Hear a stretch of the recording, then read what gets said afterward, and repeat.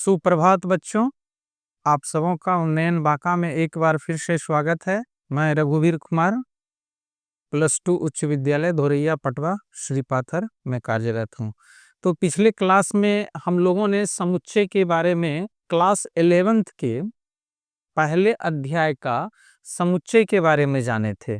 समुच्चय के बारे में जाने थे कि समुच्चय किसे कहा जाता है, रिप्रेजेंटेशन ऑफ सेट आदि आदि सिंबल वगैरह बहुत सारा चीज को देखे थे।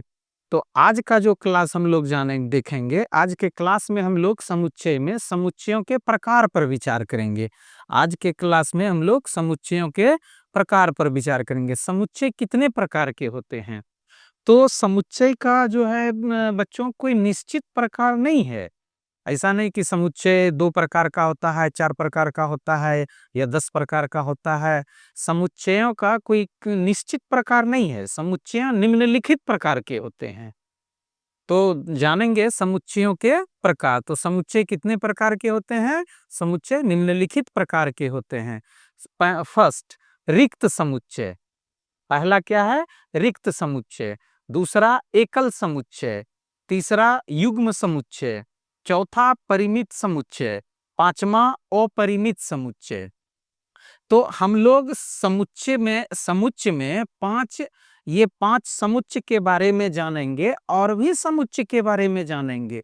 तो यह देख के हम लोग ये कभी नहीं कहेंगे कि ये समुच्चय 5 प्रकार के होते हैं। समुच्चय निम्नलिखित प्रकार के होते हैं। इसके अलावे भी बहुत सारे समुच्चय हैं। तो आइए बच्चों, हम लोग अब इसके विस्तार के बारे में जानते हैं। तो फर्स्ट क्या था? रिक्त समुच्चय। रिक्त समुच्चय की अंग्रेजी जो है, ये देखिए, void set, empty set, null set, zero set, इतने इतने नामों से इसको हम लोग जानते हैं। आइए, रिक्त समुच्चय जो है बच्चों देखते हैं। वह समुच्चय जिसमें कोई अवयव या सदस्य नहीं है या नहीं हो, उसे रिक्त समुच्चय कहा जाता है। रिक्त समुच्चय के बारे में क्या जाने हम लोग? कि वह समुच्चय जिसमें कोई अवयव या सदस्य नहीं होगा, उसे हम लोग रिक्त समुच्चय कहते हैं। और रिक्त समुच्चय को वॉइड, ये सिंबल जो है वॉइड, बहुत बहुत सारे बच्चे लोग जो कुछ पिछले क्लास आते हैं पढ़ के, वो कह देते हैं कि ये फाई है। एक्चुअल में यह फाई नहीं है और इसे फाई पढ़ना भी नहीं चाहिए। ये इसे वॉइड पढ़ना चाहिए। फाई और वॉइड में अंतर होता है। फाई जो है वह कोण का मापक, कोण का सूचक है, और वॉइड यह एक सिंबल है रिक्त समुच्चय का। तो आइए जानते हैं इसको वॉइड से सूचित किया जाता है। अब रिक्त समुच्चय का उदाहरण के बारे में जानते हैं। रिक्त समुच्चय का उदाहरण, तो रिक्त समुच्चय का उदाहरण यदि हम लोग लेते हैं, इसका जैसे लेते हैं, रिक्त समुच्चय का एग्जाम्पल क्या क्या हो सकता है? तो जैसे देखेंगे, ओ मरणशील व्यक्तियों का समुच्चय। यह क्या है? रिक्त समुच्चय का एग्जाम्पल हुआ। ऐसा दुनिया में कोई भी व्यक्ति नहीं है जो वह कभी मरेगा ही नहीं, तो इसलिए कहा गया ओ मरणशील व्यक्तियों का समुच्चय। तो यह क्या हो गया? ऐसा कोई भी नहीं है कि जो अमरणशील है, तो इसलिए यह रिक्त समुच्चय का एग्जाम्पल हुआ। दूसरा दूसरा और भी ले सकते हैं। 3 आंखों वाला व्यक्ति, ये भी रिक्त समुच्चय का उदाहरण हो गया। तो इस तरह से रिक्त समुच्चय का उदाहरण एग्जाम्पल और भी हो सकता है। तो अब अगला हम लोग इसका प्रकार देखते हैं। अगला प्रकार क्या है? एकल समुच्चय। एकल समुच्चय के बारे में जानते हैं। एकल समुच्चय वह समुच्चय जिसमें एक और केवल एक ही सदस्य हो, उसे एकल समुच्चय कहा जाता है। एकल समुच्चय के बारे में क्या कहा गया है? वह समुच्चय जिसमें एक और केवल एक ही सदस्य हो। अब आप अपने से सोचिए कि एक सदस्य वाला कौन सा ऐसा चीज है जो कि वह एकल समुच्चय का उदाहरण होगा। तो आइए देखते हैं उदाहरण। उदाहरण में एकल समुच्चय का बहुत सारा उदाहरण हो जाएगा। आप लोग सोच भी सकते हैं एकल समुच्चय के उदाहरण के बारे में। जैसे मान लीजिए, हम एक एलिमेंट लिए यहाँ 0, एक एलिमेंट लिए 10, एक एलिमेंट लिए 100, यह सब क्या है, इसमें एक ही सदस्य है, तो यह एकल समुच्चय का उदाहरण हुआ। इसके अलावे भी एकल समुच्चय का उदाहरण हो सकता है, जैसे अपने स्कूल के प्रधानाध्यापक का समुच्चय। तो स्कूल में प्रधानाध्यापक एक ही होते हैं, तो वह एकल समुच्चय का उदाहरण हुआ। तो इसके अलावा और भी बहुत सारा चीज, बहुत सारा एग्जाम्पल हो सकता है। तो एकल समुच्चय के बाद फिर अगला हम लोग इसका प्रकार देखेंगे युग्म समुच्चय, पेयर सेट। युग्म समुच्चय, युग्म समुच्चय के बारे में ये जानेंगे कि वह समुच्चय जिसमें युग्म, युग्म मीन्स होता है जोड़ा। तो जोड़ा किसको कहते हैं, दो दो चीज, यदि दो कोई चीज हो तो उसको एक जोड़ा कहते हैं। तो उसी तरह यहाँ पर देखिए इसका डिफिनेशन इस तरह से किया गया है, वह समुच्चय जिसमें दो और केवल दो ही सदस्य हो उसे युग्म सदस्य समुच्चय कहा जाता है।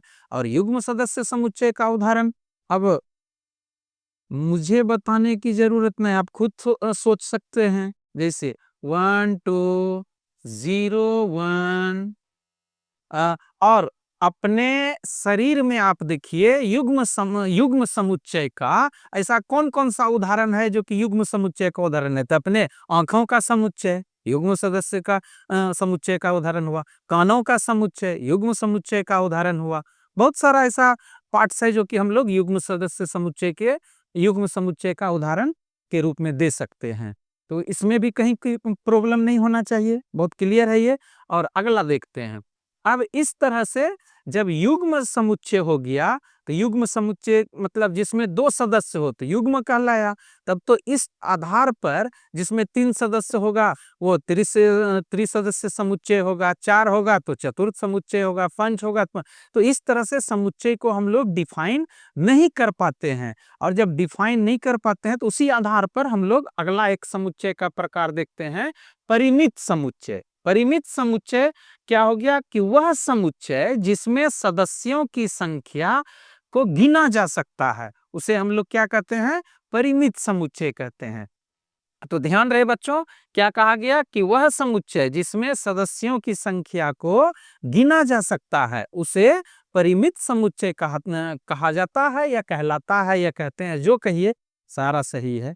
तो जैसे उदाहरण परिमित समुच्चय का क्या हो जाएगा, आप a बराबर ले सकते हैं 1 2 3 4 5। आप अगला उदाहरण b इक्वल टू ले सकते हैं a b c d e। तो इसमें हम लोग देख रहे हैं कि इसमें अवयवों की संख्या को, सदस्यों की संख्या को गिन पा रहे हैं कि भाई इसमें 5 अवयव है, इसमें भी 5 गो सदस्य है। तो इस तरह से और भी परिमित समुच्चय का उदाहरण हो सकता है। अगला देखते हैं हम लोग अपरिमित समुच्चय। अपरिमित समुच्चय के बारे में क्या कहा गया है, जस्ट उल्टा उसका, वह समुच्चय जिसमें सदस्यों की संख्या को नहीं गिना जा सकता है। वह समुच्चय जिसमें सदस्यों की संख्या को नहीं गिना जा सकता है उसे अपरिमित समुच्चय कहा जाता है। तो इसका उदाहरण क्या होगा, तो इसका भी उदाहरण हम लोग अपने ढंग से सोच लेंगे। जैसे a इक्वल टू ले लेंगे 1 2 3 4 5 dot dot dot dot dot, प्राकृत संख्याओं का समुच्चय या अपरिमित समुच्चय का उदाहरण हुआ। पूर्णांकों का समुच्चय अपरिमित समुच्चय का उदाहरण हुआ। वास्तविक संख्याओं का समुच्चय अपरिमित समुच्चय का उदाहरण हुआ। तो क्यों, तो इसमें और भी बहुत सारा इस तरह से उदाहरण ले सकते हैं। तो ये जो है वो परिमित समुच्चय का एग्जाम्पल हुआ। परिमित, इसके बाद फिर आगे अब देखते हैं।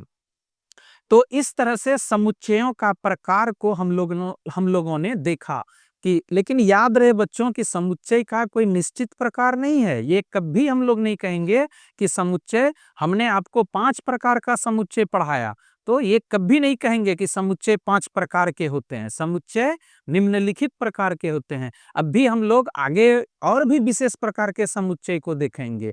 आइए इस बीच में जब समुच्चय के प्रकारों को देखते हैं तो एक आप देखेंगे कि किताब वगैरह जब पढ़ेंगे, कोई डिफिनेशन वगैरह अदर चैप्टर में आप लिखेंगे, जैसे कि अदर चैप्टर में आप देखेंगे रिलेशन फंक्शन सब वगैरह वाला चैप्टर में पढ़ेंगे तो वहाँ आपको एक शब्द मिलेगा अरिक्त समुच्चय, अरिक्त समुच्चय। तो वहाँ पर ना विद्यार्थी पढ़ के भी कंफ्यूज हो जाता है कि ये अरिक्त समुच्चय क्या है। तो मैं आपको यहाँ पे अरिक्त समुच्चय के बारे में स्पष्ट रूप से क्लियर कर देता हूँ।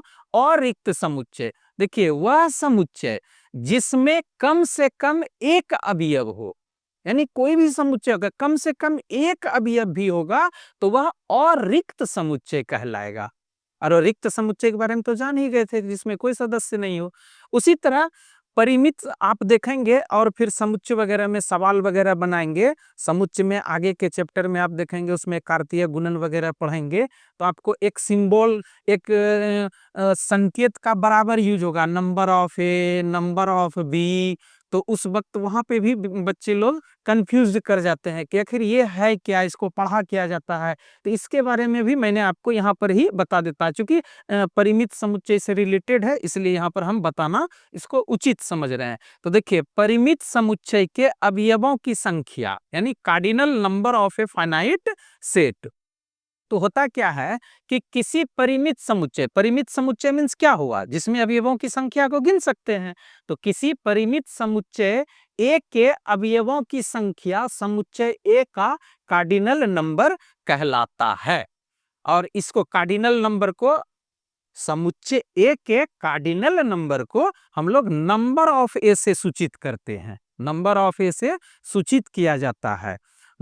इसको क्या पढ़ेंगे, number of A, number of B. इसका मतलब हुआ ए में अवयवों की संख्या, बी में अवयवों की संख्या। आइए जैसे एक एग्जांपल लेते हैं, जैसे a इक्वल टू 135 ले लिए, तो 135 ले लिए तो ए में कितने अवयवों की संख्या है, 3 अवयवों की संख्या है। इसलिए इसका कार्डिनल नंबर जब लिखेंगे तो क्या लिखे हैं, इसलिए number of A equal to 3 हो गया।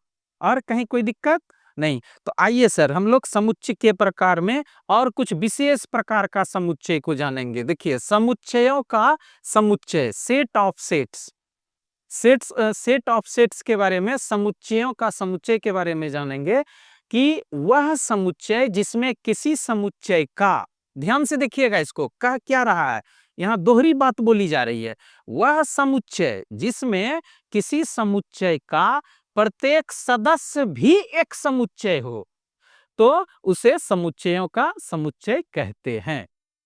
तो आइए देखते हैं, इसका एग्जाम्पल से और ज्यादा क्लियर हो जाएगा। जब एग्जाम्पल देंगे अब पुनः डिफिनेशन को एक बार रिपीट कर देंगे तो क्लियर हो जाएगा। जैसे देखिए इसका एग्जाम्पल लेते हैं, 1 2 3 4 0 1। तो ये जो लिखने का तरीका हुआ, आप इसके डिफिनेशन से मिलाइए कि वह समुच्चय जिसमें किसी समुच्चय का प्रत्येक सदस्य भी एक समुच्चय के रूप में लिखा गया है। देखिए, तो इसी तरह के समुच्चय को हम लोग क्या कहते हैं, समुच्चयों का समुच्चय कहते हैं। एक उदाहरण इसका और बनता है, जैसे इसी तरह से बना लीजिए, 1 2 3 4 1 5। यह भी समुच्चयों का समुच्चय का उदाहरण है। और कहीं इसमें कोई कहीं कोई दिक्कत है नहीं? तो फिर आगे हम लोग बढ़ते हैं। आगे हम लोग क्या देखते हैं अब, बराबर समुच्चय। तो बहुत आसान है, तो नाम से ही पता चलता है, इसके नाम से और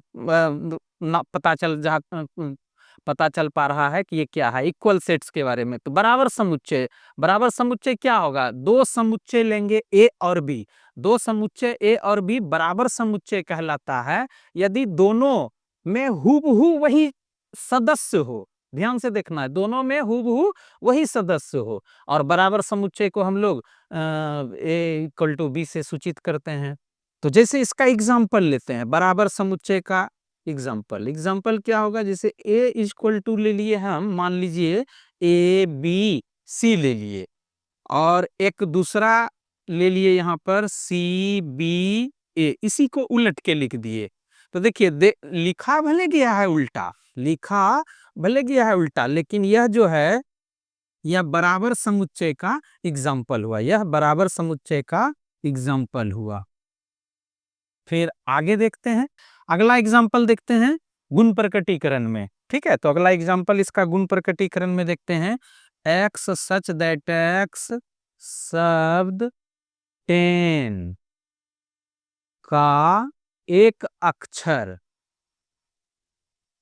है। तो इक्वल टू में इसी को फिर देखिए हम ऐसे लिखने का तरीका, एक्स सच दैट एक्स शब्द नेट का एक अक्षर है। आप इसको ध्यान से देखिए। एक्स सच दैट एक्स शब्द 10 का एक अक्षर है। एक्स सच दैट एक्स शब्द नेट का एक अक्षर है। इसी को उल्टा के लिखें, लेकिन ये जो है बराबर समुच्चय का एग्जाम्पल हुआ, क्योंकि दोनों में सारा अक्षर समान है। ठीक है, तो बराबर समुच्चय भी क्लियर हो गया। आगे फिर देखते हैं हम लोग बराबर समुच्चय के तरह ही, बराबर समुच्चय के तरह ही आपको एक समतुल्य समुच्चय देखने के लिए मिल रहा है। तो यहाँ पे बड़ा बारीकी से ध्यान देना पड़ता है कि बराबर समुच्चय और समतुल्य समुच्चय में क्या अंतर है। तो पहले मैं आपको बता दूं बच्चों कि बराबर समुच्चय जो है उसमें अवयव समान होना चाहिए। बराबर समुच्चय में अवयव या सदस्य क्या होना चाहिए? समान होना चाहिए। लेकिन समतुल्य समुच्चय में क्या है कि दो परिमित समुच्चय ए और बी समतुल्य समुच्चय कहलाता है यदि दोनों के अवयवों की संख्या समान हो, ना कि अवयव समान हो, अवयवों की संख्या समान हो। तो यहाँ पे बड़ा कभी कभी बच्चे लोग पढ़ लेते हैं, याद भी कर लेते हैं, फिर भी मिसमाइंड हो जाता है। तो याद रहे बराबर समुच्चय में अवयव समान होता है और समतुल्य समुच्चय में अवयवों की संख्या समान होती है। तो और समतुल्य समुच्चय को हम लोग संकेत में उस तरह से डिनोट करते हैं, ए इक्विवेलेंट बी, इसके पढ़ा जाता है ए इक्विवेलेंट बी, चूंकि समतुल्य समुच्चय का अंग्रेजी होता है इक्विवेलेंट सेट। आइए एक एग्जांपल देखते हैं, ध्यान से देखेंगे इसका भी एग्जांपल। मैंने पहले ही आप लोगों को बताया कि इसमें अवयवों की संख्या समान होगी। अवयव समान हो भी सकता है और नहीं भी हो सकता है। जैसे एग्जांपल लेते हैं, जैसे एग्जाम्पल लेते हैं बच्चों, एक मिनट 1 2 3 4 और यहां पर देखते हैं ए बी सी डी। तो आप देखिए यहां हम लोग क्या देख रहे हैं, इसमें 4 एलिमेंट है, 1 2 3 4। इसमें भी 4 एलिमेंट है, लेकिन एलिमेंट दोनों का क्या है? अलग अलग है। तो नहीं, इसमें बराबर क्या है? तो एलिमेंट नंबर अवयवों की संख्या बराबर है, तो इसलिए इसको हम लोग क्या कहेंगे? ए इक्विवेलेंट बी है, ए इक्विवेलेंट बी है। तो इस तरह से जो है बच्चों हम लोग समुच्चय में विभिन्न प्रकार के समुच्चय को देखें, समुच्चय के प्रकार को देखें। ठीक है बच्चों, आज के वीडियो में इतना ही। अगले वीडियो में इस पर आधारित और भी सवाल वगैरह बनाएंगे। तब तक बाका उन्नयन देखते रहिए। धन्यवाद।